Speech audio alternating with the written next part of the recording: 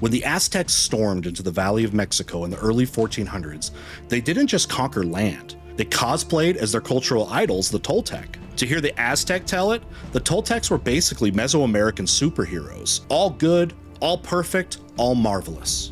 But strip away the divine Instagram filter, and what you really get is an earlier empire that excelled at building cities, breaking spirits, and wringing tribute from their enemies. Until, like all overambitious empires, it crumbled under its own bloody weight. The Toltec, rising to power in the 10th century, planted their imperial flag at Tula, a gridded, sacred meets brutal city of some 30,000 people. Picture pyramids, temples, and ball courts decked out with towering stone warriors and murals of victory and slaughter. An altar near one ball court was literally carpeted in shattered human skulls. You could say Tula was the kind of place where the neighborhood watch was armed with obsidian blades and dressed like jaguars. Toltec warriors belonged to military cults themed around predators, jaguar and eagle societies whose names alone scream "don't mess with us." Their rulers took divine aliases like Mixcoatl, the cloud serpent, Quetzalcoatl, the feathered serpent. Legend claims that Quetzalcoatl was betrayed, exiled, and sailed eastward to the Yucatan,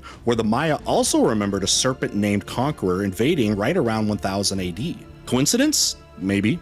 Or maybe just myth doing what it does best, spicing up history. The Toltec weren't just warmongers, they were hoarders of the highest order. Under Quetzalcoatl, Tula was stuffed with houses bursting with gold, silver, turquoise, coral, and feathers. Sure, some of it came from trade, but most of it was donated under duress. At its peak in the 11th century, the Toltec realm stretched across central Mexico, but drought in the 12th century cracked their foundation. In the year 1170, Tula burned, and with it, the illusion of permanence. Out of this smoldering ruin came new wave of migrants, fleeing famine and thirst, looking for fresh ground in the lake-rich valley of Mexico. Among them, the Aztec, also known as the Mexica. They arrived in the 13th century, dirt poor, bow happy, and dreaming big. They set up shop on a mosquito-ridden island in Lake Texcoco, convinced they were chosen by destiny. Their god, Huitzilopochtli, kind of a celestial hype man, promised them cosmic domination. Quote, "We shall conquer the peoples of the universe." First, the Aztec worked as mercenaries. Then, they backstabbed their employers. In 1428, Itzcoatl led them to overthrow their allies and forge an empire that stretched from coast to coast. With 80,000 square miles and 6 million subjects, the Aztec Empire wasn't just big, it was hungry. Conquest wasn't just about land or loot, it was a sacred obligation to feed the gods a steady diet of human hearts. Other Mesoamericans also practiced sacrifice, but the Aztec took it to Olympic levels, slashing and burning like they were competing for divine gold medals. Yet, they were more than just high priests of horror. Like the Toltec, the Aztec extracted tribute, precious metals, jade, feathers, and amassed immense wealth. Their capital, Tenochtitlan, rising from the lakebed muck, was a shimmering city of nearly 200,000 people. A marvel of engineering, it boasted canals, causeways, chinampas, which are floating farms, and the awe-inspiring Great Pyramid.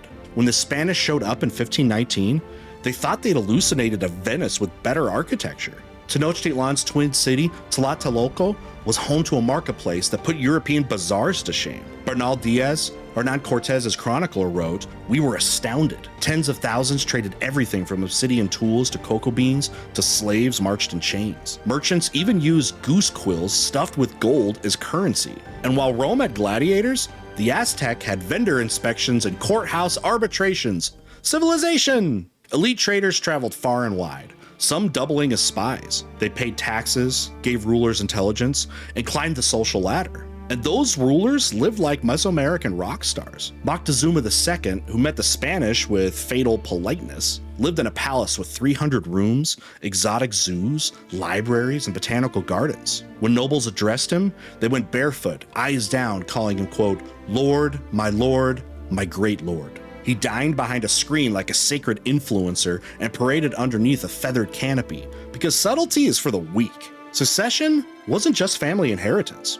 After a new king was selected, usually the supreme general, he had to prove his worth through a coronation war. If he won, prisoners were sacrificed in a gory ceremony atop the Great Pyramid, blood flowing down the steps like some nightmarish champagne toast. Aztec armies were vast and organized, with wards in the city contributing troops. With nearly 80 wards, the empire could raise about 30,000 soldiers at the drop of a headdress. War was both practical and theatrical. Military orders, jaguar and eagle warriors, donned beast-themed battle gear and indoctrinated youths in story-filled lodges. Capturing enemies, not killing them, was the real prize. Dead men don't make satisfying sacrificial offerings.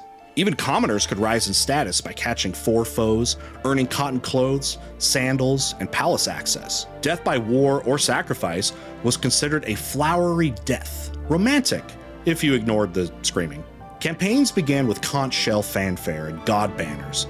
They progressed to armies of regulars, allies, and forcibly conscripted vassals. Some expeditions, flower wars, were basically supply runs for sacrificial altars.